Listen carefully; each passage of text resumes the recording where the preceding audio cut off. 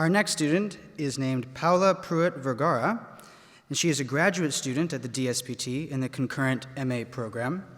She holds a BA and MFA from St. Mary's College of California and has previously worked at McKinsey & Company and Tech, startups in the San Francisco Bay Area.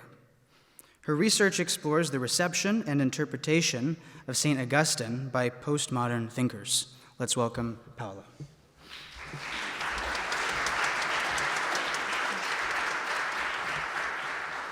Hello, it's so great to be here. Thank you for the invitation, Sister Marianne. Can you hear me? Am I loud enough? Good, okay. So I feel like I'm going to reiterate a lot of what has been said today, but I think that speaks to the importance of these subjects and the questions that are being brought up.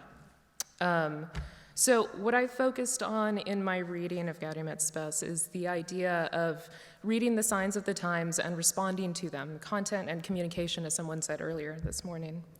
By articulating problems like these broadened economic gaps between classes or workers' rights, anxieties about marriage and family, Gaudium et Spes tries to promote the open-ended, continual discussion of spiritual, moral, political, cultural, economic challenges faced by men and women in the specific times in which they live.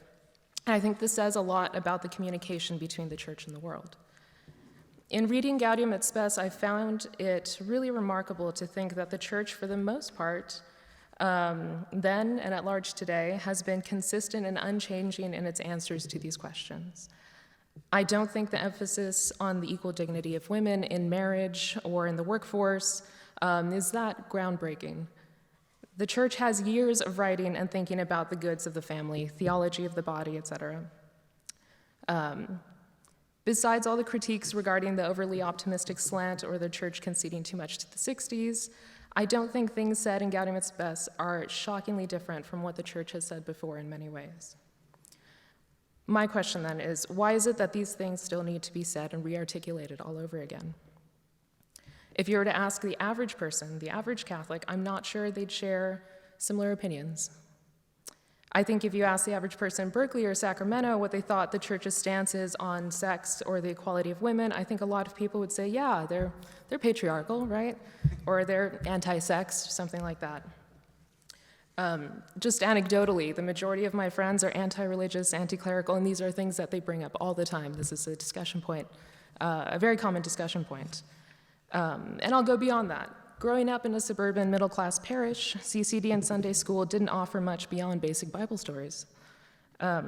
It's not any one person's fault. I'm not here to attack, but I and so many others left the church at a certain point because when as 15 or 18 or 21-year-olds, we asked timely questions about real cultural concerns affecting us as we grew up, went to college, got jobs, dated. And when we asked those questions, we were given platitudes or outdated advice. I happen to have followed those questions to the DSPT, which I have folded into my own research. But I have in my mind, as I do my work, all of those people I grew up with who didn't. Those who remain outside of academic conversations, those who are not in the room having this discussion right now. And we can talk about all the many factors involved there, but my mind comes back to the question of the communication between the church and the world. If it's true that the church has answers about the proper ends of humanity and has been generally consistent with them, why is it so difficult to communicate them? And if it's a problem of communication, what kind of communication are we talking about here? Is it the church's communication as an institution? Is this a bureaucratic problem? Is it the individual Christian? My ultimate point is that Gaudium et Spes communicates to me that the questions raised are eternal, but each time they're raised, they're more challenging and challenging in a new way. The problem of evil is nothing new. The question isn't novel, but the context is. We have always wondered what humanity is. We have asked that question since the beginning. But now, and I know this is a sort of cliche talking point by now for those of you who are on Twitter, but AI is pushing the envelope in the way that things previously never have. Brian Johnson, the billionaire venture capitalist, has the money to experiment with reversing the aging process in his own body. And even if he's not successful, this brings up questions that have never been asked before about the human self and its place in time. Even if we as Catholics know the ultimate answer to the question some people ask, will AI replace humans, it shows that the context has changed and the answers that have been given in the past haven't responded to the new questions.